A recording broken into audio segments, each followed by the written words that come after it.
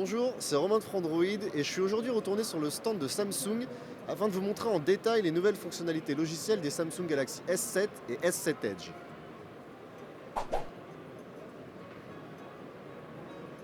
Directement sur son interface et grâce à l'arrivée d'Android Marshmallow, Samsung implémente quelques nouveautés. On a par exemple les applications Microsoft qui font maintenant partie intégrante d'un dossier et c'est surtout la barre de notification qui se part maintenant d'un nouveau bouton dédié à l'affichage des 18 raccourcis.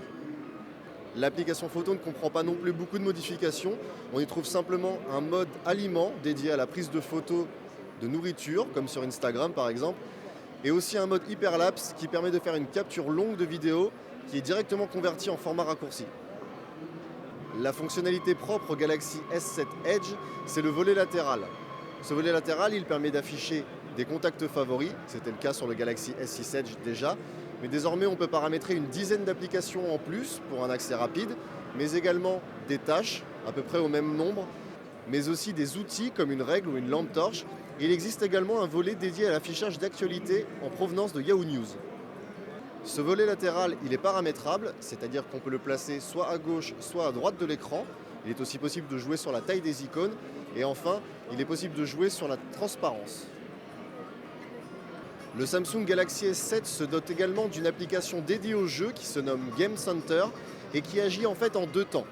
Dans un premier temps, cette application regroupe vos jeux favoris et permet de régler directement l'affichage ou non des notifications, mais aussi l'affichage d'une bulle flottante que l'on retrouvera en jeu. Cette bulle, c'est justement le second temps, et une fois activée en jeu, elle permet d'accéder à de nouvelles options. Il est par exemple possible d'enregistrer la partie, c'est-à-dire que le mobile enregistrera à la fois la vidéo, le son du jeu et le son de vos commentaires, mais il est aussi possible d'effectuer une capture d'écran, de réduire la fenêtre du jeu, de verrouiller les touches de retour et d'affichage du multitâche afin de ne pas faire de bêtises, et enfin, ici aussi, de régler les notifications pour ne pas recevoir d'alerte pendant qu'on joue. Pour l'avoir testé, cette bulle flottante est intéressante, à condition de bien la placer pour qu'elle ne nous gêne pas en jeu et qu'elle soit facilement accessible. Et il faut également noter que le jeu ne se met pas automatiquement en pause lorsque celle-ci est active. Attention alors à ne pas perdre. La grande nouveauté de ce Samsung Galaxy S7 en matière d'écran, c'est l'arrivée de la fonctionnalité qui permet d'afficher des notifications, des appels manqués, mais aussi de switcher parmi diverses horloges ou divers calendriers affichés sur l'écran éteint de votre mobile. Une fonctionnalité qui est permise par l'intégration d'un écran AMOLED justement. Au final, Samsung ne change pas radicalement la partie logicielle de son Galaxy S7, mais améliore petit à petit celle de son Galaxy S6.